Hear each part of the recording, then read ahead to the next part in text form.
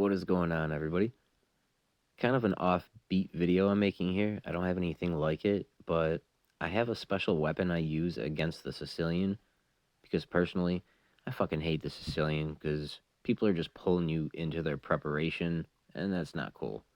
I'm not trying to have to remember 75 different versions of the Sicilian. There's actually over 300 variations of it. Pain in the ass, right? With a simple move that looks very noobish, you can pull people out of their prep and pull them down your lane that you're ready for. And that is with the moves E4, C5, and this really weird looking move, A3. It's a small move, but it's very powerful. And most importantly, it gets you out of having to memorize 374 different lines. Because as a Sicilian player, they only have to memorize one line. But as someone that plays against the Sicilian, you don't know what's going to be pulled up. So you're never going to be able to memorize the lines as in depth as someone that plays it. So there's two main moves here. The primary move that most people play is knight c6, and the runner-up being e6. Both of them, you play the same setup, and you walk out with a huge center. And that setup is pushing b4, and after c captures b and a captures b, you give up the pawn in a gambit.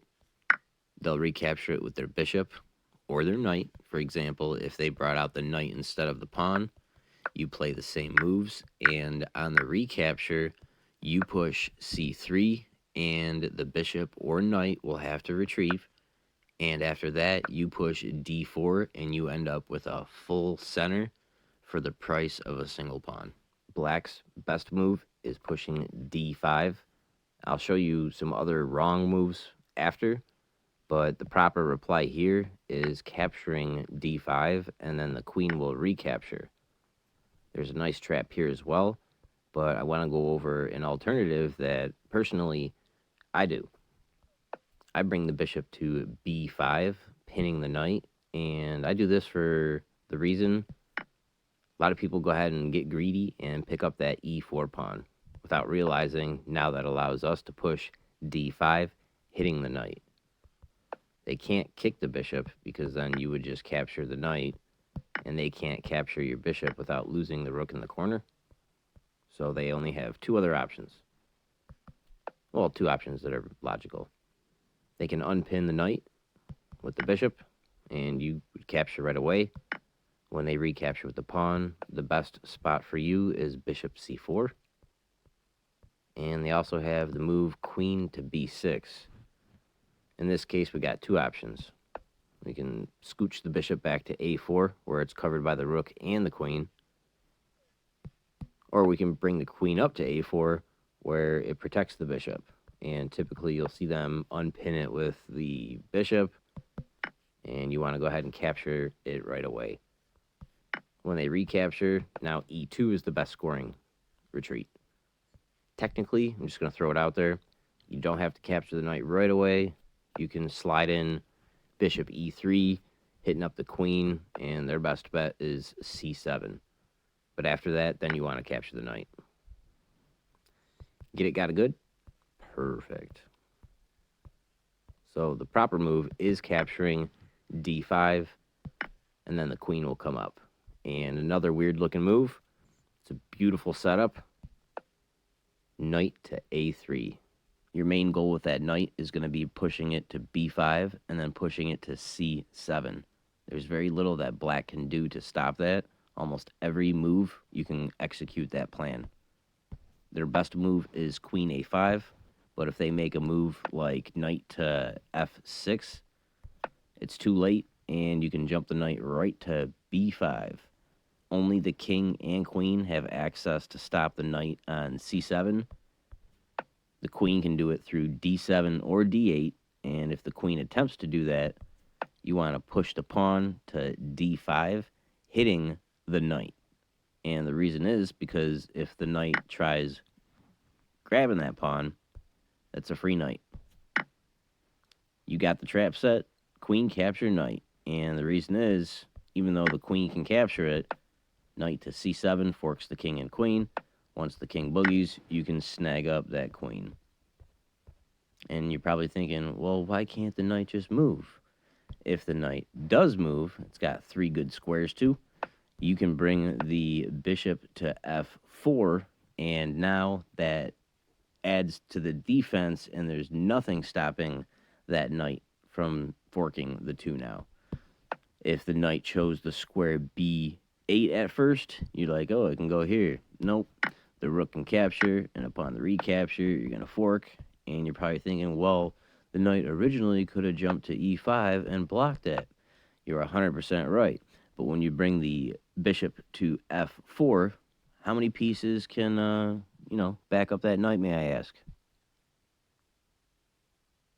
I'll wait. None, except for this knight. If it jumps to this square to try to do it, you can kick it out.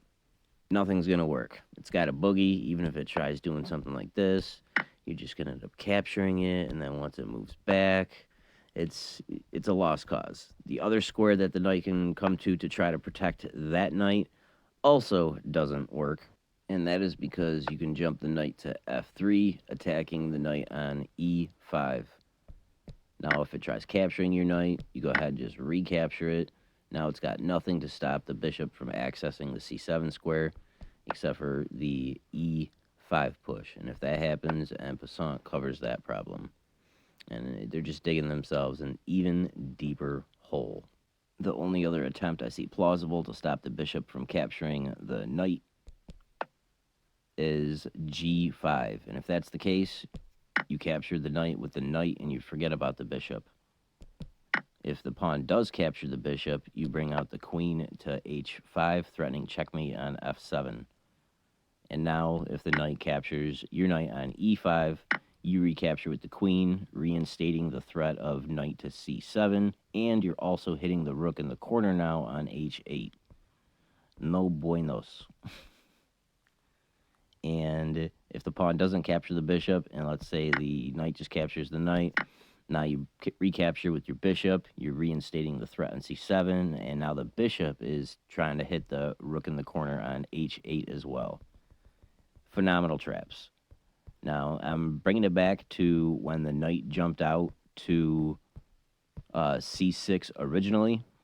Black also has the means of pushing e6 to back up the c5 pawn with the bishop, which is the second most common opening in the Sicilian against the Mengarini. This opening for white also has the nickname of the Delayed Wing Gambit. If black pushes e6, you still want to go ahead and push b4. When the pawn captures, you recapture, and now the bishop will recapture. You go through with the same plans, pushing c3 first. Usually the bishop will retreat to e7. Doesn't really matter where it goes. Then you push d4, and you have the full center yet again. Most common from here, black will push d5. That's when you want to go ahead and close up the middle and lock it tight with e5. You should have a solid game from here. You got more space than black. Many things can happen. Really don't need to touch up anything more on this end. A second option you have, instead of pushing c3, is you can bring the bishop to b2. It's not quite as good, but now you're threatening to hit the g7 pawn, and black's main way to get out of that is bringing the knight to f6. Then you want to go ahead and push e5, and the knight typically will jump to d5 now. Then you want to push c4, kicking the knight again, and it's got like 4 good moves. f4, e7, c7, and b6. Standard development for, most of the positions. If it happens to go to c7, which is one of the better moves, you have this crazy looking move, rook a3. And it's really bad for the bishop to take the rook, because you recapture with your bishop, and now you're slicing down the diagonal, preventing the king from castling for a long time. Not much they can do on that. If they don't take your rook and they just do a standard developed move, you want to move your rook over to g3, hitting up the g7 pawn. Tactics, man, tactics. And I will mention that black does have other options. It doesn't have to play knight c6 or e6. Their best move, honestly, is to push g6 and fianchetto the bishop. The standard way to play from here is pushing b4, and when the bishop comes to fianchetto, you then bring out your knight to c3, and play would continue as normal.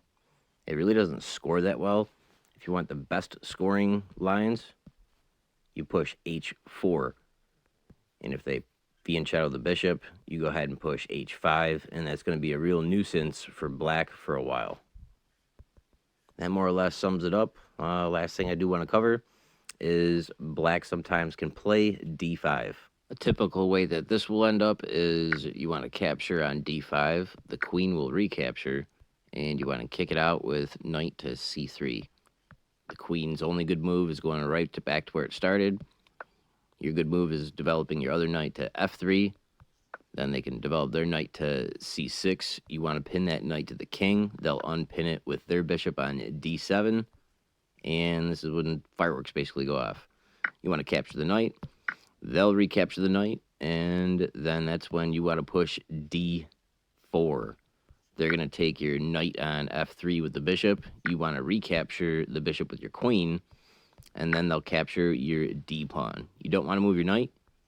You want to go ahead and capture the b7 pawn at this point in time. They'll move over the rook to b8. You'll bring your queen back to c6 with check. They'll block with their queen. You go ahead and capture the queen. They'll recapture the king. And then you can finally boogie with your knight and find a safe spot. Yeah. Well, I appreciate you guys. The point of this video wasn't to drill you with every single line. It was just to give you a taste to let you know what's possible. Thanks.